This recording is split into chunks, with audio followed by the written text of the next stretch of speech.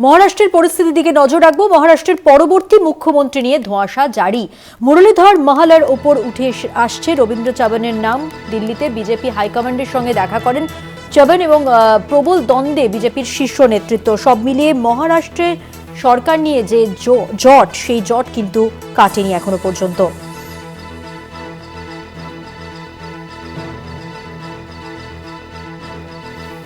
মহারাষ্ট্রের পরবর্তী মুখ্যমন্ত্রী নিয়ে ধোঁয়াশা জারি রয়েছে।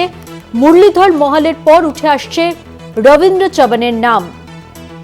কথা বলবো, আমাদের সঙ্গে টেলিফোন লাইনে রয়েছেন আমাদের প্রতিনিধি জয়ন্ত চৌধুরী।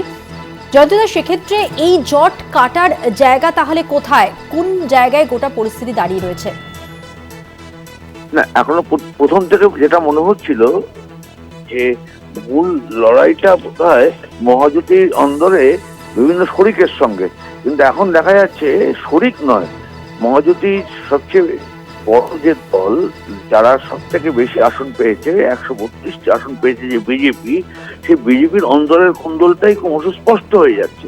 তার কারণ হচ্ছে আগামী 5 তারিখে মোদী শিবাজি পার্কে শপথ বাক্য পাঠ করাবেন নতুন সরকারকে, মহাযুতি সরকারকে। এই মর্মে রাজ্য বিজেপি অর্থাৎ মহারাষ্ট্র বিজেপির পক্ষ থেকে ঘোষণা করা হয়েছে গতকাল। তো কিন্তু মজার ব্যাপার, একটা প্রধানমন্ত্রীকে নিয়ে কর্মসূচি এখন পর্যন্ত সরকারিভাবে ঘোষণা না হলেও সরকারি দল, শাসক দল, তারা এটা ঘোষণা করছে, কিন্তু কে মুখ্যমন্ত্রী সেটা বলতে পারছেন না। যেহেতু দেবেন্দ্র ফডনবিস মুখ্যমন্ত্রী হবেন এটা মোটামুটি ধরে নেওয়া হয়েছিল গত 2-3 দিন ধরে, এখন আবার উঠে আসছে আরো দুটি নাম।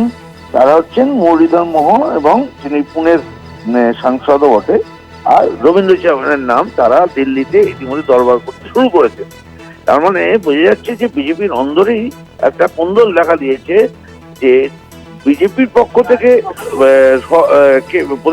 মুখ্যমন্ত্রী হোক, এইটা নিয়ে কিন্তু ততটা বিরোধ নেই যতটা বিরোধ রয়েছে বিজেপির অন্দরে যে কে সেই মুখ্যমন্ত্রী হবে। অর্থাৎ দেবেন্দ্র ফডনবিস এবং একনাথ শিন্দে, পরবর্তীকালে অজিত পাওয়ার, এই তিনজনে মিলেই যে মহাজোটি করে তারা যে যৌথভাবে লড়াই করলো এবং তাতে এই অভাবনীয় সাফল্য পেয়েছে বিজেপি, সেই সাফল্যের যে অন্যতম কারিগর, খুব স্বাভাবিকভাবে তিনি মুখ্যমন্ত্রী হবেন এটা ধরে নেওয়া হয়েছিল। কারণ তিনি দলের প্রতি তার আনুগত্য দেখিয়েছেন এর আগে, যখন উনি ছিলেন প্রথমে বিজেপির যখন সরকার ছিল তখন শিবসেনার সঙ্গে, তখন তিনি ছিলেন মুখ্যমন্ত্রী। পরবর্তীকালে যখন একনাথ শিন্দে উদ্ধব ঠাকরের মন্ত্রিসভা থেকে বেরিয়ে এসে আলাদা করে দল করলেন এবং আলাদা করে সরকার করলেন, তখন এই দেবেন্দ্র ফডনবিস দলের নির্দেশে মুখ্যমন্ত্রী থেকে উপমুখ্যমন্ত্রী, মানে সেই অর্থে বলতে গেলে ডিমোশন, সে অবনমন, সেটা মেনে নিয়েছিলেন।